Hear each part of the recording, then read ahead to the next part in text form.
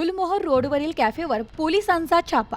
Coffee शॉपच्या नावाखाली मुलामुलींना अश्लील चाळे करण्यास जागा उपलब्ध करून देणाऱ्या गुलमोहर रोडवरील पारिजात चौकातील कॅफेवर तोफखाना पोलिसांनी दुपारी छापा टाकलाय। कॅफे चालक ओमकार दत्तात्रय कोठुळे याच्यावर गुन्हा दाखल करण्यात आलाय। याबाबतची माहिती अशी की सावडी उपनगरात गुलमोहर रोडवरील पारिजात चौक येथील हंगरेला या कॅफेत चहा पाणी अगर खाद्यपदार्थ न ठेवता आत पडदे लावून सोफे बसवून तरुण तरुणींना अश्लील चाळे करण्याकरिता जागा उपलब्ध करून देत असल्याची माहिती तोफखाना पोलिसांना मिळाली।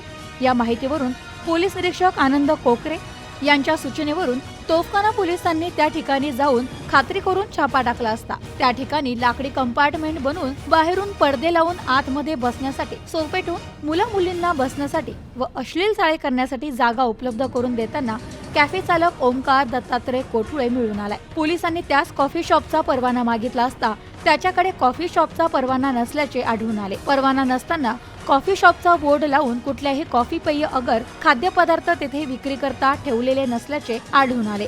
यावरून पोलिसांनी त्यास ताब्यात घेतले। या प्रकरणी तोफखाना पोलीस ठाण्यात police head constable Rahul Maske यांनी दिलेल्या फिर्यादीवरून ओमकार कोठुळे यांच्या विरुद्ध महाराष्ट्र पोलीस कायदा कलम 129 131 क अन्वये गुन्हा दाखल करण्यात आला आहे।